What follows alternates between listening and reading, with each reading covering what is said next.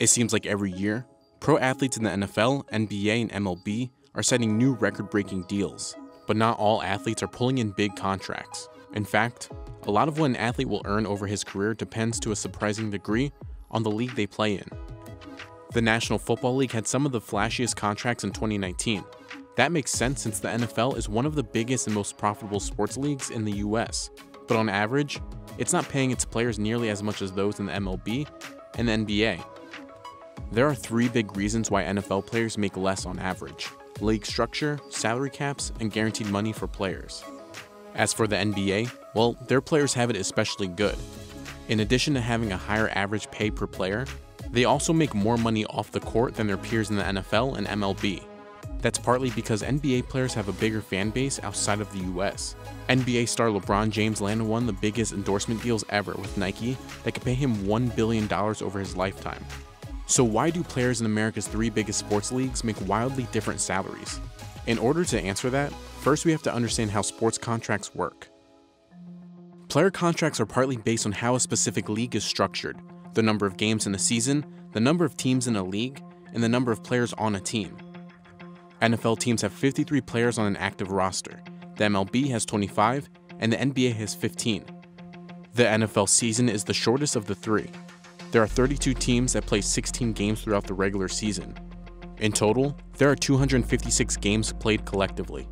The NBA has 30 teams across its league that play 82 games in a season, bringing the total amount of games played to 1,230. Then there's the MLB, which has the most amount of games played of the three leagues. During its regular season, there are 30 MLB teams that play 162 games in a season, totaling to 2,430 games played collectively. Even though teams across all three leagues tend to prioritize their spending on star players, in terms of average salary per player, the NFL ranks dead last out of the three. A lot of it boils down to basic math. The NFL plays the least number of games in a season, and it employs the greatest number of players. There are 1,696 active players in the NFL. In the MLB, there are 877, and for the NBA, there's 439. Then there's the number of teams. Every league has a common pool of cash that is divvied up among teams every season. The more teams there are, the smaller the cut of the pie. The size of the cash pool has a lot to do with the TV broadcasting deals signed by each league. Ironically, more games doesn't directly translate to bigger TV rights for leagues. So when you take a look at the data that we look at, the NFL has the highest percentage of avid fans across what we call the Big Four, which is the three other stick and ball leagues next to the NFL. Their fan base is massive. It's almost half of the U.S. population sort of reports some interest in the NFL. The length of season thing is actually kind of interesting because if you think about it, scarcity of games, right, could potentially work in the NFL's favor. There's just a concentrated level of interest across a shorter number of games. Each year, the NFL receives an estimated $6.5 billion. The NBA gets an estimated $2.6 billion, and the MLB makes an estimated $1.9 billion. And so the players receive today 51 cents out of every dollar. And that is, 51 cents out of the entire $8 billion franchise that is the NBA enterprise, that is the NBA.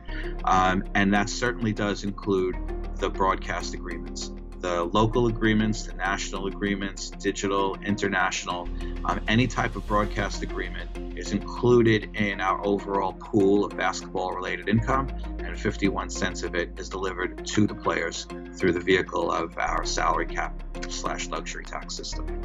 But player pay isn't all about league structure. It also has a whole lot to do with how well a player performs for a team and the rules each league sets through the collective bargaining agreement with player unions. Every league has its own set of rules around how it decides to pay its players. It's called a collective bargaining agreement. The CBA is a set agreed terms made by the league's players association and the league itself. It covers everything from the number of games, rookie wages, practice requirements, healthcare, and player contracts. Each league has its own CBA, and in turn, each league has a different set of standards of how player contracts work. One core component of the CBA is something known as revenue sharing. Every league has a common pool of cash that is split among teams and players each season. The bulk sum of that money comes from television and media rights deals. Another key component of the CBA is the salary cap. It is the total amount of money each team in a league is allowed to spend on player salaries. In 2019, The NBA salary cap was set to $109.14 million. The NFL's salary cap was set to $188.2 million. And the MLB technically doesn't have a salary cap. They have a tax system in place, but we'll get back to that. The salary cap helps create a competitive balance among teams because it prevents richer teams from signing all the best players. The NFL has a hard cap, meaning that teams in the league can't go over the salary cap no matter what. The NBA is a little bit more lax. It has a soft cap. The league issues a base salary cap number which teams can go over as long as they pay a luxury tax. But there's a limit to how much a team can go over that soft cap. You are able to exceed it for a variety of reasons. You're able to exceed it to re-sign your own players. That's the Larry Bird exception. You're able to sign a player off the market, a free agent, under the mid-level exception. You're able to trade for players who will bring you even higher over the salary cap under the assigned player exception. So we have a lot of exceptions to the cap. It keeps it soft, and that encourages owners and teams to give guarantees, to give long-term deals. It encourages them to be able to give generous deals and not necessarily to have to choose between one player or another. The luxury tax limit helps prevent teams in bigger markets like New York and Chicago from overspending on players. And so we agreed to put in place this luxury tax back in 1999 following our 6-month lockout, so that if you exceed that tax threshold, which is usually about $20 million over the cap, that's about where it is right now, then you're going to have to pay for it. You can do it, but you have to pay. And the tax is pretty significant. It's more, it used to be dollar for dollar, and now it's more than dollar for dollar. And it allows those teams who feel as if they really need to go, they have a window, they're going to take a run, they're able to do it, they're able to pay that tax, and they can still take these players in. As for the MLB, they have something similar to the NBA soft salary cap, but it works a bit differently. Historically, the MLB has always seen big payroll disparities between big market teams and small market teams. In 2003, the MLB CBA implemented a luxury tax similar to the NBA's soft salary cap. It's called the competitive balance tax. MLB teams that exceed the predetermined payroll threshold are subject to this tax. Unlike the NBA, there's no luxury tax limit, so a team can pay over as much as they want as long as they pay the taxes and are okay with facing league penalties like lower draft picks. For 15 years, the New York Yankees weren't too concerned with the payroll threshold or loss of draft picks. The team paid over $341 million in tax penalties alone from 2003 to 2017. Another very important part of the league's CBA is guaranteed contracts. A fully guaranteed contract ensures a player will receive the full value of their contract, no matter what. Unlike the MLB and NBA, not all contracts in the NFL are fully guaranteed. Even though on paper NFL players sign big flashy contracts, that doesn't mean they'll see all the money they've been promised. Unlike the NBA and MLB, guaranteed contracts aren't really a thing in the NFL. Take the Oakland Raiders quarterback Derek Carr. Carr's contract is a 5-year, $125 million contract. Of that $125 million, a little bit over $70 million is guaranteed. Compare that to the MLB's Yu Darvish. The pitcher's contract is a 6-year, $126 million contract that is fully guaranteed. That means no matter what happens to him, he's taking home all $126 million. Generally speaking, across all three leagues there are basically two kinds of contracts, rookie and veteran contracts. Once a player completes their rookie deal, they can renegotiate for a new contract as a free agent. For the NFL, most first-round rookies and franchise tag players have fully guaranteed contracts. If you're looking at a big-time like quarterback or wide receiver, guys are looking at 5-year, sometimes 6-year contracts. And the first 2 to 3 years of those contracts could be potentially fully guaranteed. But past that, you get in an area where the only thing protecting that player against being released is his prorated signing bonus. So signing bonuses, say you have a $20 million signing bonus, there's a proration, which is an accounting tool for the salary cap, where that $20 million is divided by 5 if it's a 5-year contract, or even if it's a 6-year contract, because you can only prorate the contract over 5. So other than first-round rookies and franchise-tagged players, there are no regulations forcing a team to guarantee every single dollar on a player's contract. Of all the veteran contracts in the NFL, only 13 have fully guaranteed contracts. 5 of those contracts are worth more than $10 million, and only 1 contract is for more than 1 year. Despite the NFL being famous for not paying their players' contracts in full, the MLB and NBA are known to have massive contracts worth hundreds of million dollars that are 100% guaranteed. MLB contracts are pretty straightforward. Since they are fully guaranteed, the value of the contract is typically divided evenly through the contract's length. So let's say you and the team don't agree on a number. So you're going to come up with one number, you and your agent or whatever, and the team's going to come up with another number based on real statistics. So it's not like you're going to be at a $100 million difference. So it's going to be based on a good amount of statistics. And then with that, the team could either accept, the team could deny, and you go to arbitration. So it's like a panel, and then the panel goes and discusses after February, I believe.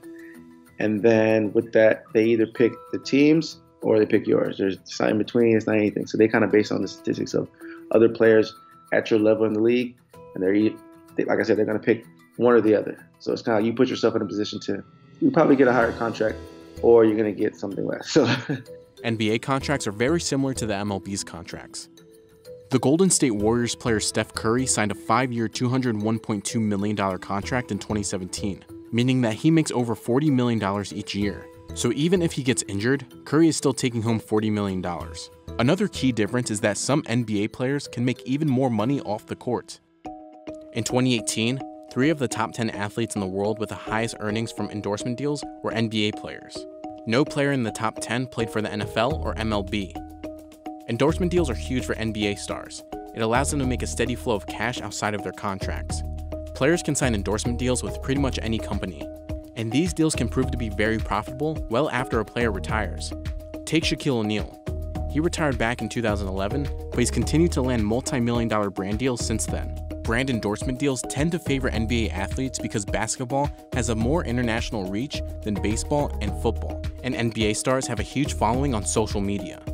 As for the MLB, Mike Trout has the highest paying contract in baseball, worth over $426 million over 12 years.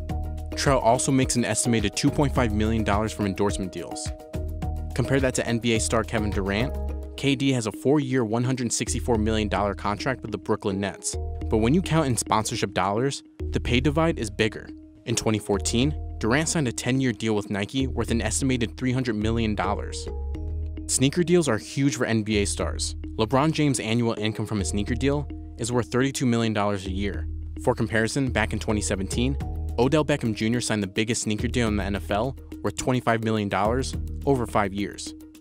So LeBron, I just went and looked at his personal Instagram account. His most recent post is a picture of one of his Nike pairs of sneakers. So really strong promotion quality. It's a product placement, single use of a hashtag or mention, and it generated about 1.6 million total interactions on that post. So because of the quality of the promotion and the level of engagement that it's getting, it could be worth anywhere from $500,000 to $1 million in adjusted ad value based on the quality of the promotion and the engagement that it generated.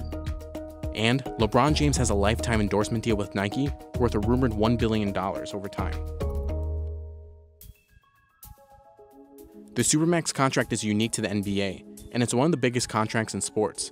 Players like Steph Curry and Russell Westbrook have Supermax deals over $200 million. It essentially boils down to this. It's a way for teams to extend players who have been in the league for 7 to 9 years to a 4 or 5 year contract.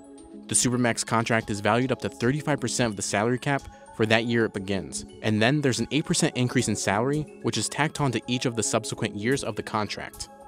Supermax contracts were introduced in 2017. It was the league's solution to the problem of players upgrading to bigger market teams or winning teams. These contracts were designed to incentivize star players to stay put with the teams that drafted them. But before a player qualifies for a $200 million Supermax contract, they must meet a laundry list of requirements. Plus, players need to receive high-performance accolades in 2 of their most recent seasons or be named the MVP of any of the 3 previous seasons. Klay Thompson missed out on being part of the All-NBA team and was ineligible to get a Supermax deal. Players who have signed Supermax deals are often huge financial burdens on a team and can cripple the team's ability to sign or re-sign talent. If you make it so that one star takes up a larger part, then it's going to be harder for you to be able to go out and fit in 2 or 3 star players. And so absolutely, I would say that the more salary that you're paying to any individual player, the harder it's going to be to attract other players, because usually when you attract stars, you're doing it using room under the salary cap, and the less room you have, the less ability you have to go out into the market and bring in more players. Essentially, if a team decides to offer a Supermax contract, it can take up to a third of the team's salary cap space for that season, leaving roughly 2/3 of the team's salary cap space to be distributed among 14 other players. So far, only 5 players have signed Supermax deals, so time will tell if Supermax contracts are here to stay. So what does the future hold for sports contracts? It all depends on the changes that are being made and implemented by each league's collective bargaining agreement. Just take the NFL. It's the most profitable league compared to the MLB and NBA, but its players are not seeing the same guarantees as those leagues. But new changes are about to be made with the NFL's CBA that's set to expire at the end of the 2020 season.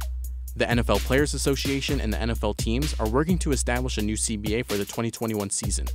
For almost the last 10 weeks, about every Monday or Tuesday, I've been in Chicago or parts nearby negotiating with the Players Association about our future labor agreement. The MLB CBA is also set to expire in 2021, which can see changes like adjustments to the competitive balance tax. As for the NBA, the league reached an agreement on the CBA back in 2017.